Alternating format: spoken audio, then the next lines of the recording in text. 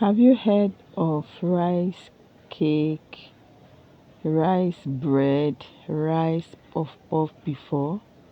Today I'm going to show you how these were made, how I was able to make this rice bread and my rice puff. This is the puff. First of all, I brought my rice and I soaked it overnight. I made sure I washed it properly after soaking it for some hours, and then now in my blender, you make sure you use a very good blender to blend it. This is coconut milk. I poured the coconut milk inside it. That is the water you are going to use for the blending of the rice. So I blended it properly. Like I said, make sure you use a very good blender.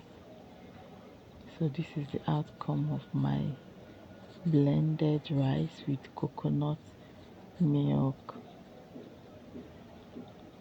So the next thing I will have to do is to cover it up and set aside. Then I added my coconut, grated coconut, but it doesn't have to be too tiny. And this is my yeast. I added my yeast to it, added baking powder to it, and this is my sugar I added to it, and nutmeg. You just grate it and then put inside it as well. As you can see, this is my nutmeg. I've already grated it, and then you need to give it a good turn. You need to give it a good turn. Turn it properly, turn it very well. And then this is my mixture.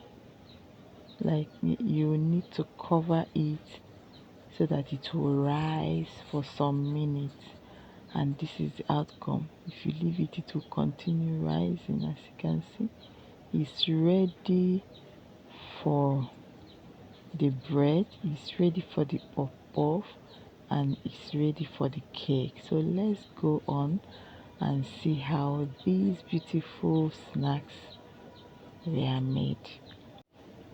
So this is the bread inside the pan already, but you need to grease the pan to enable the snacks to come out properly and not to stick to the pan. So I used my air fryer for this. You can also use your oven if you have, and I set it at 30 minutes and 160. For the puff, I tried to fry it, but it didn't work. So you have to use your Masa pan and also grease it with oil, and this is the outcome of the puff puff. And this is our bread. Will you love to try this at your comfort zone and tell us how you were able to do it? This snacks came out very well, and it was very beautiful. It is very beautiful. My children love these snacks, and I love it too.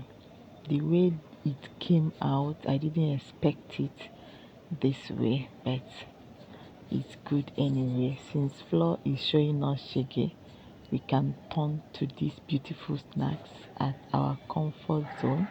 You can bake it, you can do it with bread and eat it as bread. You can give it to your children to go to school as snacks. Believe me, if you try this, you will not regret it.